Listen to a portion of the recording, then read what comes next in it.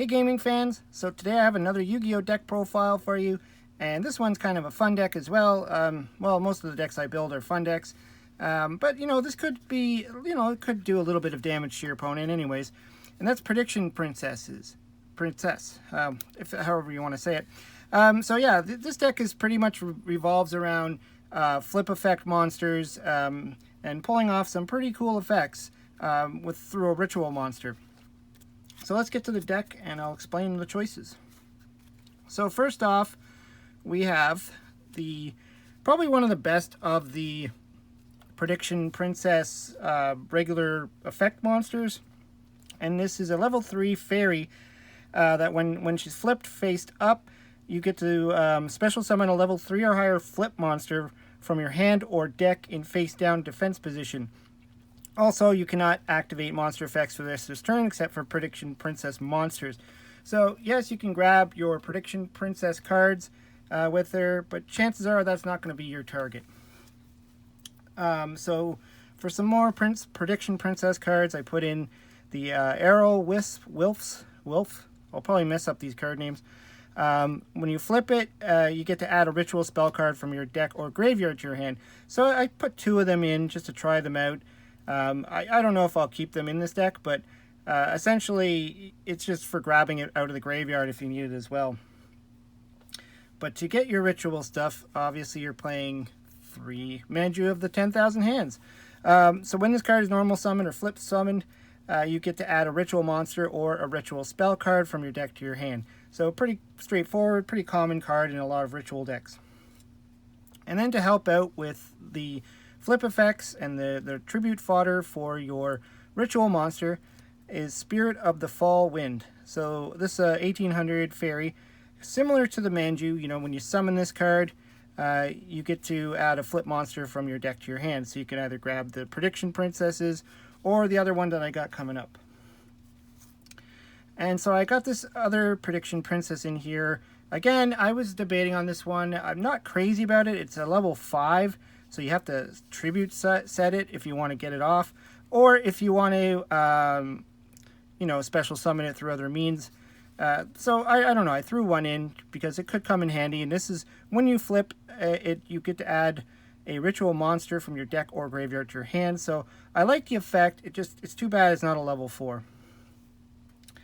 And then for the actual ritual monster, the main part of this deck is Prediction Princess Taro Tray. I told you I was going to mess this up. So this is the main monster. This is the guy you want to get out as fast as possible. And so what this is, it's a fairy. It's a level 9 fairy. So you have to tribute level 9 or higher with the ritual spell card to pull this out. And during your end phase, you get to special summon a flip monster from your hand or graveyard in face down defense position. So that's really cool. Like every turn you get to grab a flip monster from your graveyard and set it to the field. So that's where you can kind of sneak this guy in. You can probably get him in, or your other one to search out the ritual spell card. And then once per turn during either player's turn, really cool effect. You either get to flip one monster that's face up on the field to face down position, or vice versa, you get to flip a face down monster face up. So you can do that on your own monsters. You can do it on your opponent's monsters. So say your opponent summons a monster and you think they're going to use it for Xyz materials or synchro play or something like that. You just go ahead and flip it face down. Or if they go to attack with it for whatever reason, again, you could just flip it face down. But primarily what you're going to want to use this for is to flip your own monster face up. And so the other main monster of this deck, naturally, is Pot of the Forbidden. Pretty much these 2 cards were meant for each other. So Pot of the Forbidden, and I like the name choice because it pretty much has all the Forbidden cards effects that are out there. So it's basically a flip monster. It's a level 9. So it does meet the conditions for this card to tribute it. You tribute a level 9 monster. And then it's added that it's a flip effect. So during your end phase, you would special summon this card face down. And then when it's flipped face up, you get to either Pot of Greed, draw 2 cards, return all spell and trap cards on the field to the hand, Giant Trunade, destroy all monsters your opponent controls. Well, that's Raigeki, which is currently limited. Or you get to look at your opponent's hand and shuffle one card from their hand into the deck. So, you know, that is Forceful Sentry. So all banned cards except for that one with the destroy all monsters. So really cool effect. In fact, what I would probably end up doing is setting it on your turn, you know, bringing it to your turn face down, and then on your opponent's turn, when they draw their card, activate the equip effect, flip this face up, and then you get to look at their hand, find out what they just drew, and shuffle it back into their deck.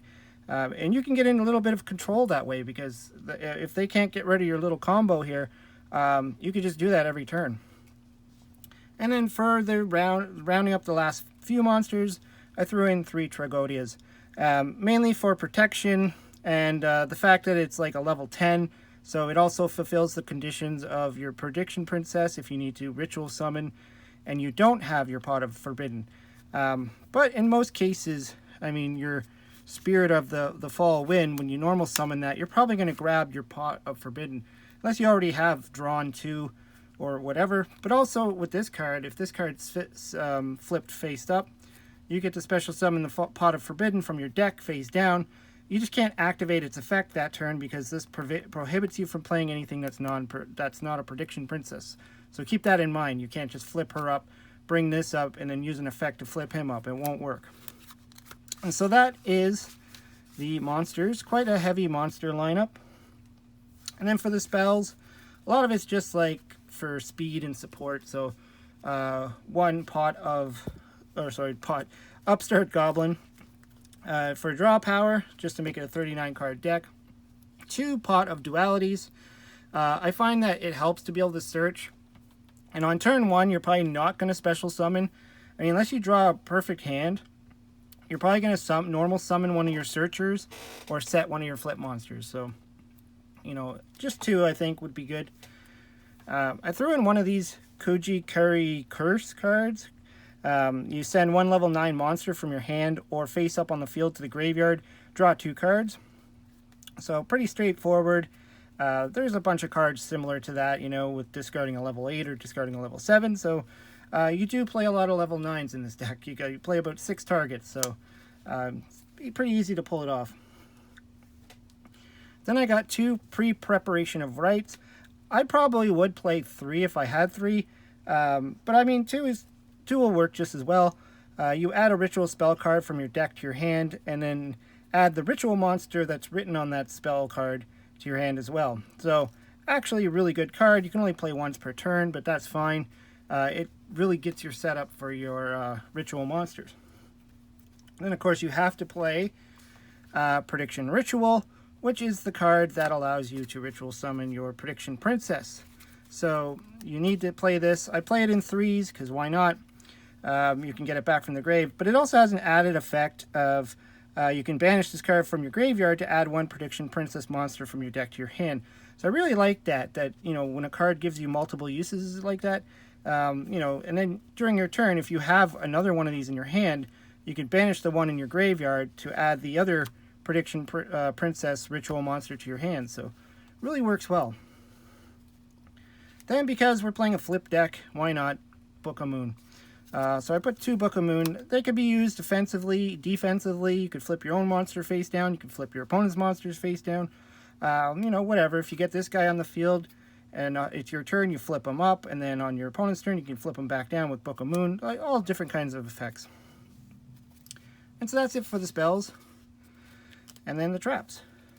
So I thought you need to stay alive in this deck to pull off your combos and stuff. So 3 Solemn Strikes. I originally had 3 Effect Veilers, but I thought Solemn Strike might be better because it'll prevent a summon or a effect monster. And then 2 Solemn Judgment, again, just for more negation. Maybe I would take out one of the extra prediction monsters to add in a 3rd Solemn.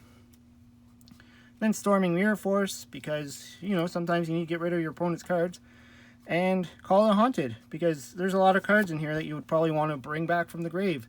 Like your Pot of Forbidden, for instance. I mean, it is a 2,000 attack point, 3,000 defense points, so it is still good in attack mode. And then on your turn, you can flip it down with your Fairies effect or the Book of Moon. You can grab a Prediction Princess itself if you've already ritual summoned it. You know, there's a bunch of different cards. If you want to go into an Xyz play, you can pull out one of your level 4s, normal summon one, and then overlay. So you got options there. And that's it. That's the main deck. So I do have an extra deck. I mean, really, it's not needed, but I just decided to make one anyways. So Wind Up Zenmaines, because you are playing level 3s. You're not playing many. I think it's only these guys that are 3. But it's still a possibility if you get 2 of them out. So why not? Lightning Chidori, because you are playing wind monsters as well. There's a Spirit of the Fall Wind is wind. So and this guy's wind too. Prediction Princess, he's a wind. So if you get 2 of them out, you can go into a Lightning Chidori. Always a good card. Any wind deck should be playing this card if you can pull out level 4s. And because you're playing a lot of fairies, Fairy Cheer Girl. You can detach 1 XYZ material from this card, draw 1 card. You know, why not? You get to draw. You get to use, use of your Spirit of the Fall Wind, which is a fairy, and your Manju, which is a fairy. You get their effects once, so why not turn them into a, something that's going to draw you a card. And then I just threw in some standard rank 4s like Heartland Drago, Abyss Dweller, Daigusto Emerald, which is also a good one too, just to shuffle in some of the cards you need. Silent Arc, Utopia, Cowboy. These are all just pretty standard rank 4s. Diamond Direwolf, Blade Ninja, Castell. And then I just threw in like 3 kind of random Link monsters like Borolo Dragon, Penstag, Underclock Taker. I don't have a whole lot of Link monsters, so this is all I got. But if you got better ones, please go ahead. Anyways, that's the deck. Let me know what you think, if you've ever played this deck and what you think of it. I like it because I always like this guy. This seems like a card that always, like, you pull it off and your opponent just kind of looks at you like, what just happened there? Really cool, real fun card. Anyways, hope you liked the deck. Hope you subscribe. Talk to you later.